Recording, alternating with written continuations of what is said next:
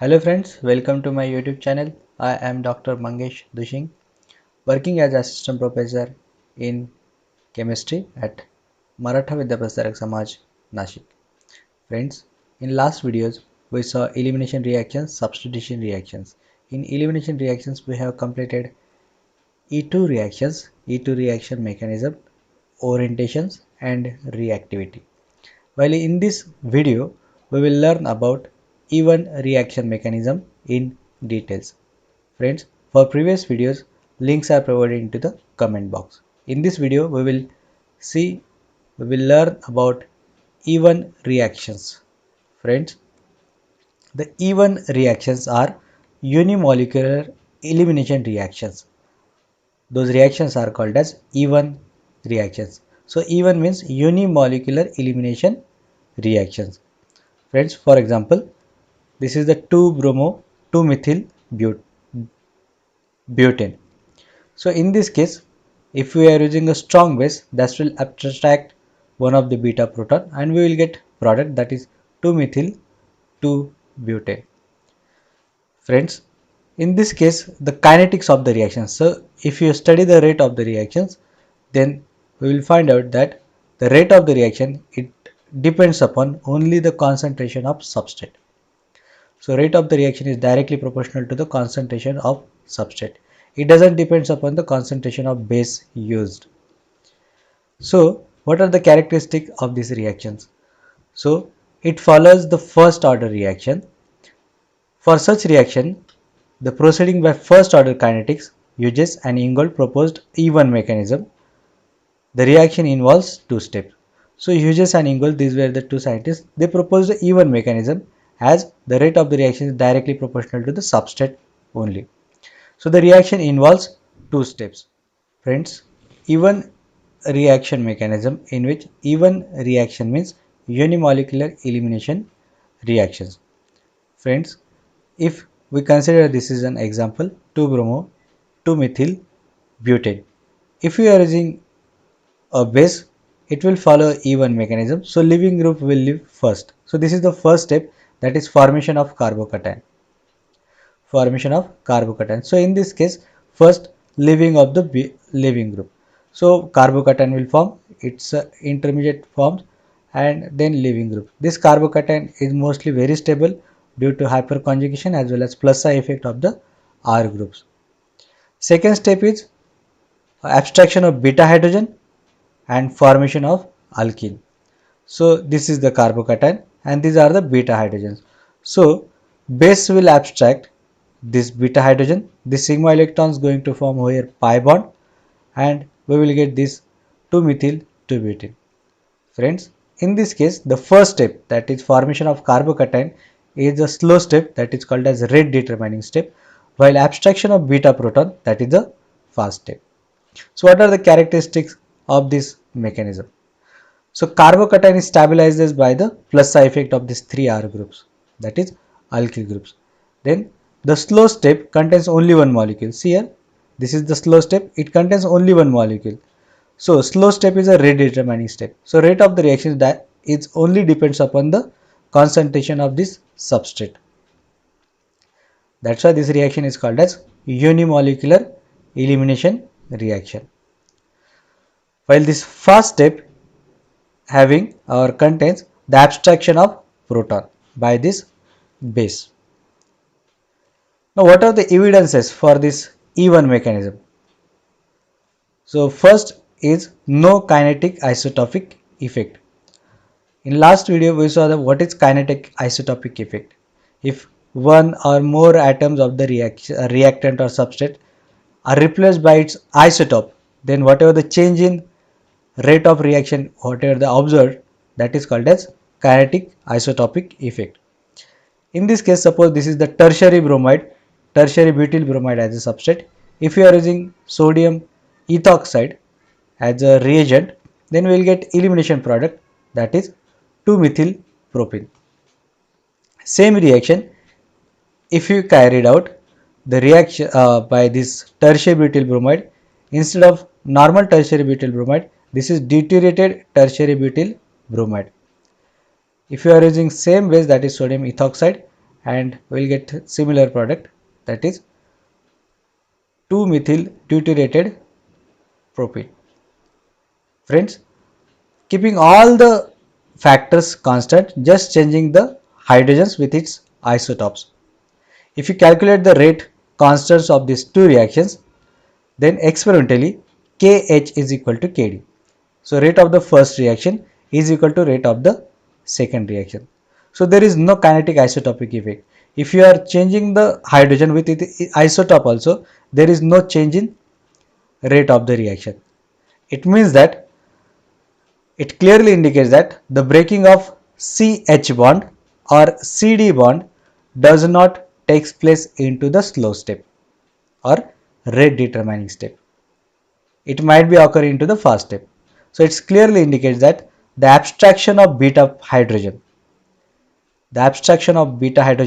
it's not a part of slow step, that is rate determining step. That's why rate of this reaction, it doesn't depends upon the concentration of base. This is the first evidence. Second evidence is structural effects. So in this case, suppose this is our substrate, that is tertiary butyl bromide. Then after leaving this leaving group, we will get this carbocation. If you are changing the substrate, now substrate is 2-bromopropane. Now on abstraction of this, after leaving this leaving group, we will get this secondary carbocation. Then if you are taking this ethyl bromide, then we will get primary carbocation. Friends, the first step formation of the carbocation in a E1 mechanism. It follows the reactivity of alkyl halides, that is E1 is same like SN1, that is first step is formation of carbocation. So it follows the reactivity of alkyl halides. It's like in SN1, as we know that tertiary uh, alkyl halides are more reactive than primary alkyl halides because the formation of carbocation is there, and tertiary carbocations are more stable. So reactivity in E1 is also follows the same order, that is tertiary substrates are more reactive than secondary substrates are more reactive than primary substrate. So rate of E1 reaction as well as SN1 reaction decreases as the stability of carbocation decreases, because in E1 reactions as well as SN1 reaction, first step is the carbocation formation. So as the stability of carbocation increases, rate of the reaction increases. But as the stability of carbocation decreases, rate of the reaction is also decreases. So from tertiary, secondary or to primary, stability of carbocation decreases. So rate of the reaction is also decreases. So friends, rate of the reaction decrease in order with tertiary is more reactive than secondary is more reactive than primary. Friends, third evidence is the rearrangement. So as we know that wherever there is a formation of carbocation, rearrangement is possible. This rearrangement is for less stable carbocation is to convert into more stable carbocation. Friends, suppose this is our substrate. So this is tosylate over here. It's a good leaving group. So in a first step, that is a slow step, this leaving group will leave. So we'll get this carbocation. This carbocation is a secondary carbocation. There is a possibility to form a tertiary carbocation as this hydrogen is moves over here. Okay, but here are two types of beta hydrogen now. This is beta hydrogen. This one is also beta hydrogen. So after abstraction of this beta hydrogen or this beta hydrogen, there are two products are possible, that is alkenes. Those are like this. Suppose this beta hydrogen is abstracted, we will get this A as a product. If this beta hydrogen is abstracted, we will get this alkene as a product.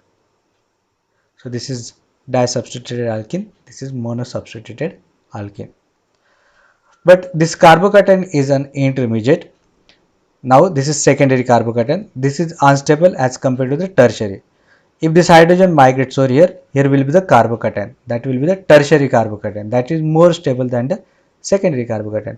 So this carbocation will get rearranged. This hydrogen is migrates over here with its sigma electrons. So here will be the carbocation formation. Now for this carbocation, there are two beta hydrogens. One is this one. And this carbocation is very stable due to plus I effect of this 3 R groups. Now there are two products are possible. Those are, suppose this beta hydrogen is abstracted, we will get this D as a product. Suppose this beta hydrogen is abstracted, we will get this C as a product. So friends, according to this mechanism, if the substrate permits, the first order elimination are accomplished by the rearrangement. The rearrangement is to get more stable carbocation, that is primary to secondary, secondary to the tertiary. So in this particular reaction, formation of this D clearly indicates that the reaction did not follow E2 mechanism, but it proceeds through formation of carbocation, that is E1 route. So these are the three evidences that proves that E1 mechanism is two-step mechanism. First step is a slow step, rate determining step, that is formation of carbocation, while second step is a fast step, that is abstraction of beta hydrogen atom. Fourth evidence, that absence of beta hydrogen. So if there is no beta hydrogen, so reaction does not follow E2 mechanism, because in E2 mechanism, that is the concerted mechanism, simultaneously beta hydrogen abstraction and leaving group leaves to give the alkene as a product. But if there is a absence of beta hydrogen, it means that beta hydrogen is not there, then it does not follow the E2 mechanism. It always follows the E1 mechanism, that is formation of carbocation first, then rearrangement, and then beta hydrogen abstraction. For example, neopentyl bromide. In neopentyl bromide, this bromide leaves first. That is the slow step, rate determining step. Now, whatever the carbocation as intermediate, we will get, that is a primary carbocation. That is a primary carbocation. As we know that there is no beta hydrogen, so there will be no E2 mechanism. But this primary carbocation is unstable. So what will happen? This primary carbocation rearranges itself to convert into tertiary carbocation. So this methyl group, it migrates with its sigma electrons to this primary carbocation. So whatever the carbocation will form, that is a tertiary carbocation. Now this is very stable due to 3 plus I effect as well as 3 plus 3 plus 2, that is 8 hyperconjugation structures. Now here now there are two possibilities, either this beta hydrogen and this beta hydrogen will abstract and we will get the products. Suppose this beta hydrogen is abstracted, we will get this terminal alkene, while if this beta hydrogen is abstracted, we will get the tri-substituted alkene as a product. So formation, if the substrate does not contain a beta hydrogen atom, E2 reaction is not possible at all, because there is no beta hydrogen at all. So formation of alkene takes place through the carbocation, that is by E1 mechanism route only. So this is the proof that E1 mechanism goes via formation of carbocation. Now we'll see the orientation of E1 mechanism. So elimination by E1 always shows strong Z-zip orientation. That is, when more than one alkene can be formed, the highly branched or more stable alkene is preferred as a major product. So that's a Z-zip rule. In an elimination reaction, most stable alkene is obtained as a major product. Suppose this is our substrate, that is pentyl 2 tosylate.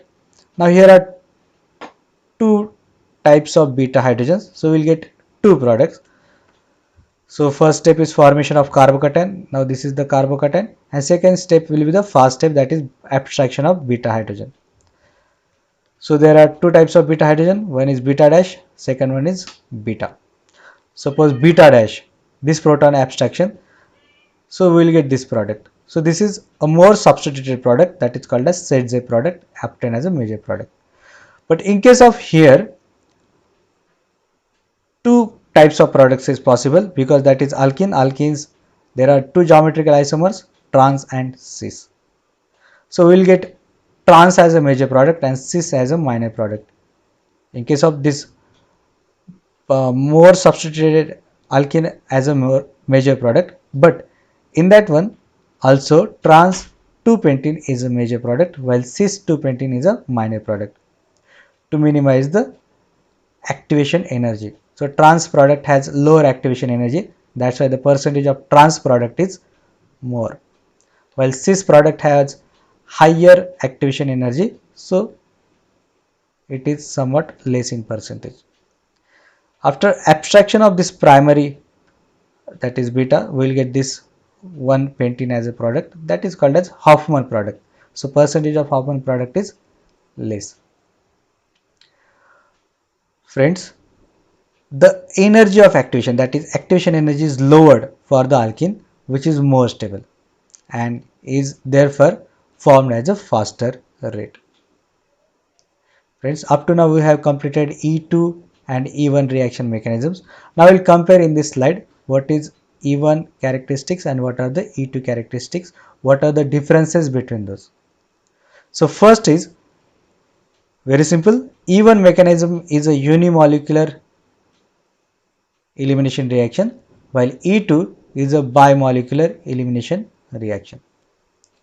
Second is rate of the reaction is does not depends upon the concentration or nature of the base, because rate of the reaction is depends upon only substrate in case of E1 mechanism, while in E2 mechanism the rate of the reaction is depends upon the concentration of base as well as concentration of substrate. That's why this is called as bimolecular elimination reaction. Reactivity of the substrate by E1 increases because the greater stability of carbocation formed into the rate determining step.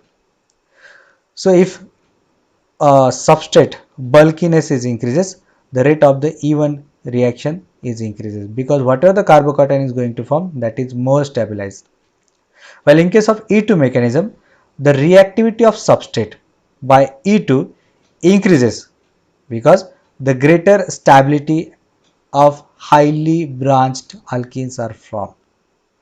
So E2 reaction rate increases, it depends upon the how that transition state is stabilized. If more substituted transition state is there, then whatever the alkene is going to form, that is more stable.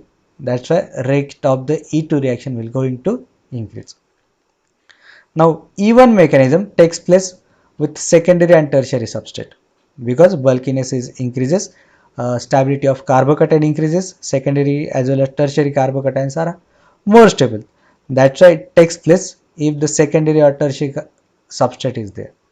While E2 mechanism takes place with primary substrate, because it is going through a transition state which is having base as well as leaving group, so it prefers a lower bulkiness, so to required to form a lower energy of activation.